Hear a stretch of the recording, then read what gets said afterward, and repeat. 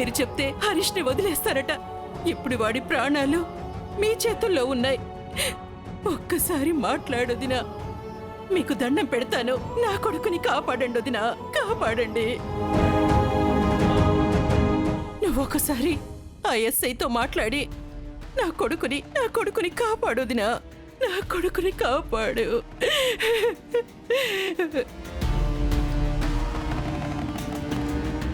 హరీష్ విషయంలో నేనేమి చేయలేను.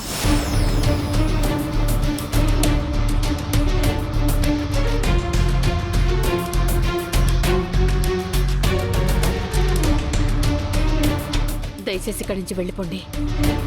వదినా, ఏంటొదినా, నువ్వేనా ఇలా మాట్లాడుతుంది?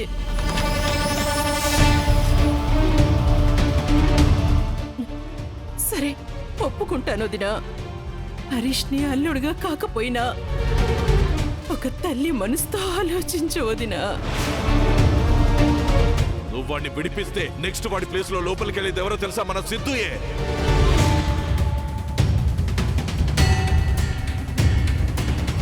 వాడి జీవితాన్ని బలి చెయ్యకొదినా. దయచేసి నా కొడుకుని కాపాడు, కాపాడు వదినా.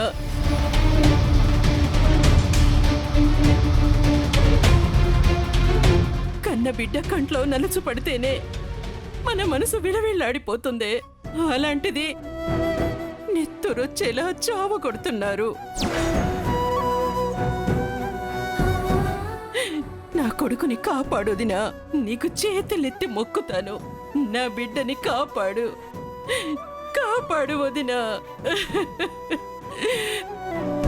నీ కడుపు కోత నేను అర్థం చేసుకోగలను వదినా, కానీ నా కడుపు కోత నేనెవరికి చెప్పుకోవాలి? నీ బిడ్డ బయటికొస్తే నా బిడ్డ బలైపోతాడు. నేను ఆ పని చేయలేను.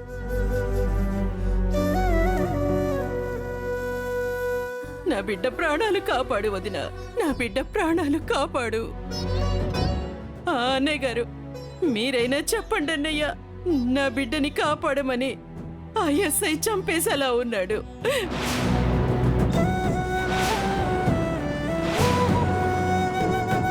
మీరు వదినతో చెప్పండి, నా కొడుకుని ఏం చెయ్యొద్దని. ఆ ఎస్ఐతో మాట్లాడమని చెప్పండి, మాట్లాడమని చెప్పండి. చూడమ్మా, నా భార్య మాటే నా మాట.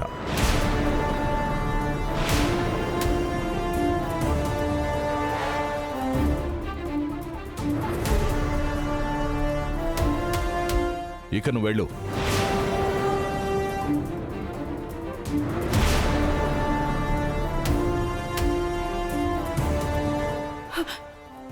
అమ్మా నీలాంబరి గారు, మీరైనా చెప్పండి అమ్మా, మీరైనా నా కొడుకుని కాపాడమని చెప్పండి. ఏం చెప్పాలి? నీ కొడుకు తప్పు చేశాడు, శిక్ష అనుభవిస్తున్నాడు. దానికి ఎవరేం చేస్తారు? లేదమ్మా, నా కొడుకు ఏ తప్పు చేయలేదు, ఏ తప్పు చెయ్యలేదు. అమ్మా అమ్మా, మీకు దండం పెడతాను. నా కొడుకు ప్రాణాలతో ఇంటికి తిరిగి వచ్చేలా చూడు తల్లి. నా కొడుకుని కాపాడండమ్మా, కాపాడండమ్మా. మీ కాళ్ళు పెట్టుకుంటాను అమ్మా.